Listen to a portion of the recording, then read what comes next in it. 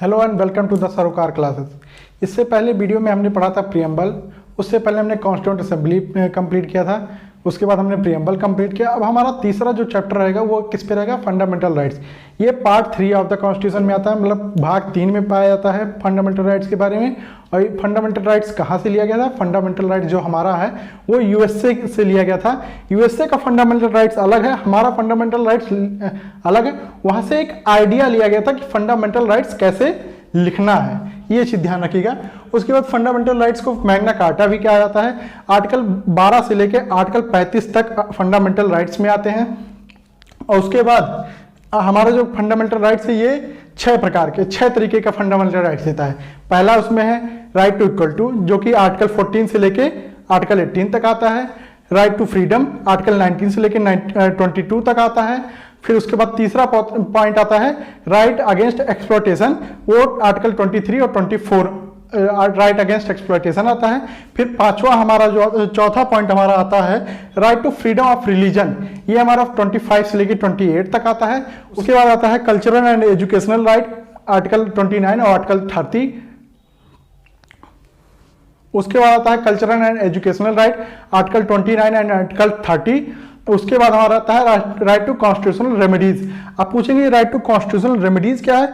Article 32, यदि अगर हमारा कोई फंडामेंटल राइट वायलेट होता है तो आर्टिकल 32 के तहत हम, जो ये आर्टिकल 32 है राइट टू कॉन्स्टिट्यूशनल रेमेडीज, इसके तहत ही हम सुप्रीम कोर्ट में जाकर अपील कर सकते हैं यदि हमारा कोई फंडामेंटल राइट वायलेट होता है। और आर्टिकल 226 के तहत हम हाई कोर्ट में अपील कर सकते हैं यदि हमारा कोई फंडामेंटल राइट वायलेट होता है। अब ये राइट टू कॉन्स्टिट्यूशनल रेमेडीज में कई तरीके के रिट्स हैं, 5 तरीके के रिट्स हैं, उसके बारे में हम चर्चा करेंगे। पहले हम इन पॉइंट्स पे चर्चा करते हैं, और इन पॉइंट्स पे चर्चा करने से पहले हमें आर्टिकल 12 और आर्टिकल 13 समझना होगा कि आर्टिकल 12 क्या कहता है और आर्टिकल 13 क्या कहता है। क्योंकि इन दोनों को अगर आप समझेंगे तभी आप फंडामेंटल राइट्स समझ पाएंगे, क्योंकि इनमें जो शब्द उपयोग किए गए हैं फंडामेंटल राइट्स में, उसके लिए आपको आर्टिकल 12 और आर्टिकल 13 समझना पड़ेगा। तो सबसे पहला इसको आप लोग चाहे तो लिख सकते हैं, स्क्रीनशॉट ले लीजिएगा और उसके बाद नोट कर लीजिएगा। उसके बाद सबसे पहले हम लोग पढ़ेंगे क्या? आर्टिकल 12। अब अभी हमने पढ़ा था कि फंडामेंटल राइट्स कहाँ से लिया गया था और क्या क्या उसकी वो थी, विशेषताएं थी। अब हम पढ़ेंगे फंडामेंटल राइट्स में कौन कौन से आर्टिकल्स थे। उससे पहले हमें आर्टिकल 12 और आर्टिकल 13 समझना होगा। आर्टिकल 12 और 13 इसलिए समझना होगा क्योंकि आर्टिकल 12 में हमें स्टेट का डिफिनेशन बताता है, स्टेट का मतलब क्या होता है ये चीज़ बताता है। आर्टिकल 13 ये कहता है कि अगर कोई भी लॉ फंडामेंटल राइट को वायलेट कर रहा है तो वो वाइड हो जाएगा। इसीलिए हमें ये दोनों आर्टिकल समझने होंगे, तभी हमें फंडामेंटल राइट्स समझ में आएगा। तो सबसे पहले चलते हैं हम लोग आर्टिकल 12 की तरफ। इसमें क्या होता है? Definition of state. स्टेट का मतलब क्या होता है यहाँ पे इस चीज में बताया गया, क्योंकि आप फंडामेंटल राइट्स जब पढ़ेंगे तो वहां बार बार स्टेट शब्द का उपयोग किया गया है, तो फिर वहां पे आप कंफ्यूज हो जाएंगे कि स्टेट का मतलब क्या होता है। इसलिए सबसे पहले हम लोग क्या करेंगे? स्टेट शब्द का मतलब समझेंगे। तो स्टेट शब्द का मतलब समझने से पहले सबसे पहले हमें समझना government and parliament of India, that is executive and legislature organs of union government. अब आप कहेंगे एग्जीक्यूटिव क्या होता है और लेजिस्लेचर क्या होता है? किसी भी सरकार के 3 अंग होते हैं, ठीक है? सरकार के 3 अंग होते हैं। कौन कौन से? एक होता है लेजिस्लेचर,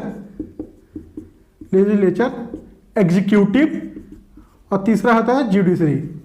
आप कहेंगे इसका क्या मतलब है? लेजिस्लेचर का मतलब होता है कि विधान बनाने वाला, मीन्स कोई भी कानून बनता है, कोई भी एक्ट बनता है, कोई चीज हित में आती है किसी के, उसे कहते हैं लेजिस्लेचर, विधान बनाने वाला। और एग्जीक्यूटिव का क्या मतलब होता है?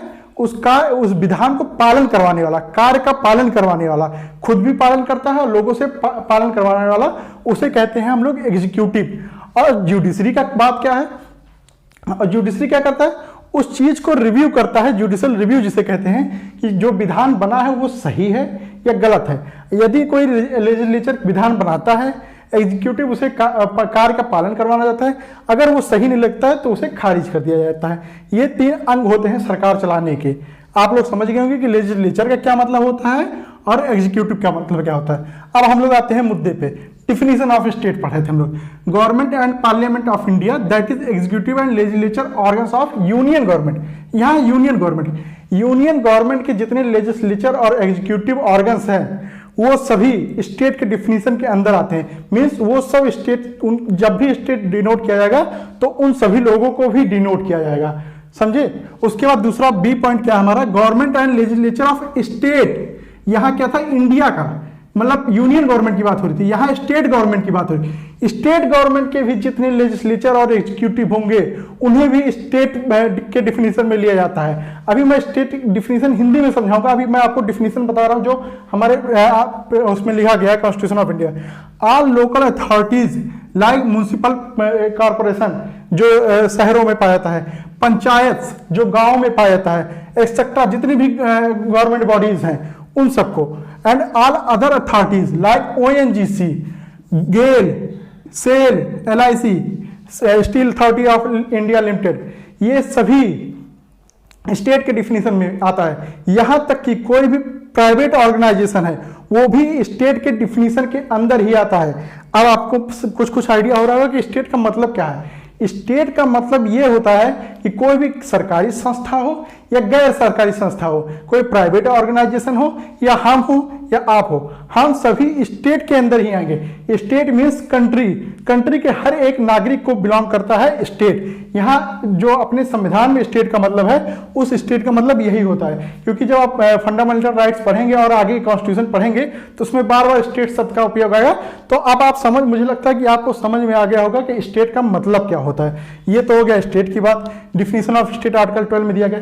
फिर हम आते हैं आर्टिकल 13। अब आर्टिकल 13 क्या है, आर्टिकल 13 ये कहता है कि जितने भी हमारे फंडामेंटल राइट्स हैं, वैसे तो फंडामेंटल राइट आर्टिकल 32 से 35 तक हैं, लेकिन मूलतः देखा जाए तो 14 से 18 राइट टू इक्वलिटी अभी हमने पढ़ा, 19 से 22 राइट टू फ्रीडम, फिर 23-24 हो गया राइट अगेंस्ट एक्सप्लॉयटेशन, फिर right to freedom of religion 25 से 28, उसके बाद कल्चरल एंड एजुकेशनल राइट 29 और 30, और right to constitutional remedies article 32।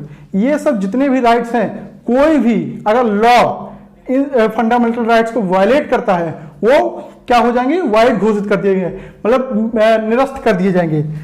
It declares that all laws are inconsistent with fundamental rights shall be void, shall be go under judicial review। कोई भी law अगर हमारे fundamental rights को violet करता है तो उसे वाइड घोषित कर दिया जाएगा और उसे जुडिशियल रिव्यू में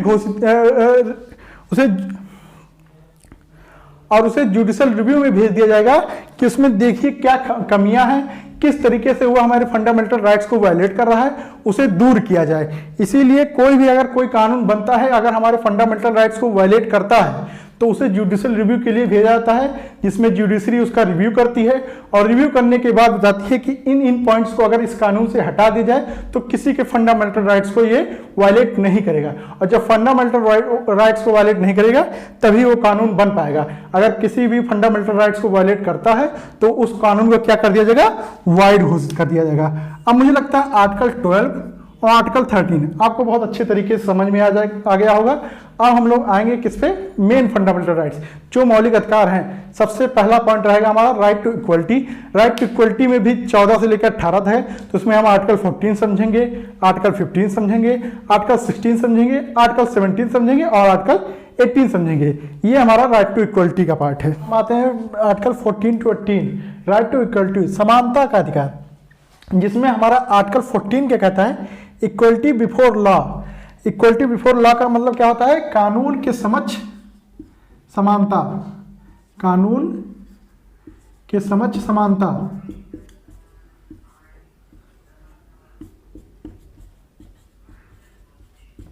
कानून के समक्ष समानता, it represents that idea of equality which states that state, जो अभी हमने स्टेट का मतलब समझा, देखिए अब ये पहले ही आर्टिकल में हमें स्टेट शैल नॉट डिनाई, मतलब स्टेट मना नहीं कर सकता है एनी पर्सन, किसी भी व्यक्ति को, इक्वलिटी बिफोर लॉ और the equal protection of laws. अब ये दो अलग अलग शब्द हैं, इक्वलिटी बिफोर लॉ और equal protection of laws within the territory of India. अब हम इन शब्द का मतलब समझेंगे, इक्वलिटी बिफोर लॉ का क्या मतलब होता है और इक्वल प्रोटेक्शन ऑफ लॉज। जैसे इक्वलिटी बिफोर लॉ का हिंदी मीनिंग होता है कानून के समक्ष समानता। मीन्स इक्वलिटी बिफोर लॉ ये कहता है कि यदि आप चाहे प्रधानमंत्री हो या सामान्य नागरिक हो, आप कानून की नजर में एक समान होंगे। मीन्स आप ना तो प्रधानमंत्री कंसीडर किए जाएंगे ना कि सामान्य नागरिक, एक सामान्य नागरिक की तरह आप कंसीडर किए जाएंगे। कानून के समक्ष समानता। आप एक फोटो देखते होंगे बचपन से अंधा कानून का, जैसे उसमें एक महिला रहती है और वो एक तलवार लेके खड़ी होती है और आप उसके आंखों पे पट्टी बने हुए देखते हैं और एक तराजू। उस पट्टी का मतलब हम लोग अंधा कानून नहीं होता है, उस पट्टी का मतलब ये होता है कि उसमें पट्टी बना वो ना देख पा रही है कि सामने कौन खड़ा है, कि सलमान खान खड़ा है कि कोई सामान्य नागरिक खड़ा है। वो सिर्फ बातों को सुनती है, तर्क को सुनती है और उसके हाथ में जो न्याय का पहलू है उस एक न्याय पहलू से उस न्याय देती है और अपने हाथ में जो तलवार ली रहती है, इसका कहने का मतलब है वो दंड सुनाती है। आंख में पट्टी बने हुए का सबसे बड़ा कारण यही होता है कि उसे दिखाई नहीं देता है कि सामने मेरे सामने कौन व्यक्ति खड़ा है, कैसा व्यक्ति खड़ा है, वो अमीर है या गरीब है। यही मतलब होता है इक्वलिटी बिफोर लॉ, कानून की समझ समानता। और उसके बाद दूसरा वर्ड आएगा इक्वल प्रोटेक्शन ऑफ लॉज। अब इसमें किसी व्यक्ति की बात की गई है और इक्वल प्रोटेक्शन ऑफ लॉज यहाँ पे लॉ की बात की गई है, कानून की बात की है कि यदि कोई गलती राष्ट्रपति करता है, कोई गवर्नर करता है, कोई चीफ मिनिस्टर करता है या कोई सामान्य नागरिक करता है, तो आप कानून के साथ भी कोई छेड़छाड़ नहीं कर सकते हैं कि राष्ट्रपति को 2 साल की सजा दी जाए और सामान्य नागरिक को 10 साल की सजा दी जाए, गवर्नर को 5 साल की सजा दी जाए। इसका मतलब आप कानून को भी एक समान रखेंगे, कानून के साथ भी छेड़छाड़ नहीं कर सकते हैं। इसमें एक व्यक्ति की बात की गई है कि इक्वलिटी बिफोर लॉ और इक्वल प्रोटेक्शन ऑफ लॉ। इसमें लॉ की बात की गई कि आप व्यक्ति को देखकर लॉ नहीं छेड़छाड़ कर सकते, और इसमें बात की गई है कि किसी व्यक्ति को देखकर आप कोई सजा नहीं बदल सकते हैं। तो मुझे लगता है आप इसको इन दोनों शब्द का मतलब समझ में आ गया होगा। इक्वलिटी बिफोर लॉ का क्या मतलब होता है और इक्वल प्रोटेक्शन ऑफ लॉ, ये आर्टिकल 14 कहता है हमारा। हम आपको समझ में आ गया।